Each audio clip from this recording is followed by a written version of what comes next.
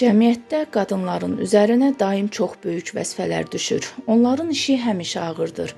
Ancaq onlar bu vəzifələri şərəflə yerinə yetirir və həmişə olduğu kimi indi də cəmiyyətdə aparıcı rol oynayırlar. Ümumilli lider Heydər Əliyev. Bəli, Azərbaycan qadını bizim üçün baş tacıdır. Sara Xatun, Məhnibanu, Xeyransa bəyim, Tuti Bikə, Azərbaycan qadınının əzəmətini bugün dünya ictimaiyyətinə uğurla tanıdan birinci xanım Mehriban Əliyeva və başqaları Azərbaycan qadınının nümunəsidir.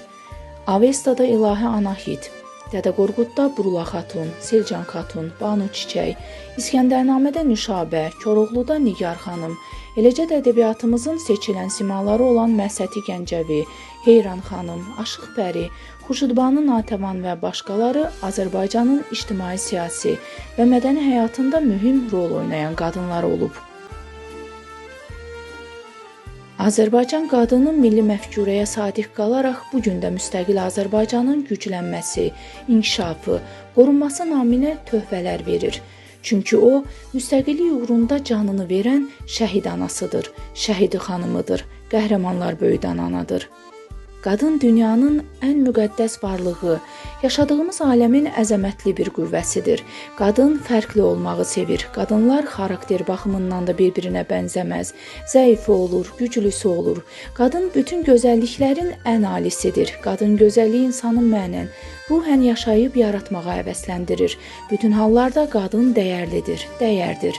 Bəli, bugün Azərbaycan qadını öz əməli, fəaliyyəti, dəyərləri ilə çox yüksəkdə dayanır və bu dəyərlərin müqabilində alnı açıq fəxrlə 8 mart Beynəlxalq Qadınlar Gününü qeyd edir. Prezident İlham Əliyevin bayram günü münasibəti ilə Azərbaycan qadınlarını təbrik nitqində belə qeyd edilir.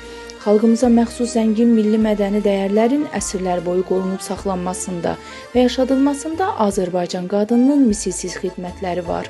Onun vətənpərvərliyi, nəcibliyi, müdrikliyi tariximizin hər bir dövründə özünü biruzə verib.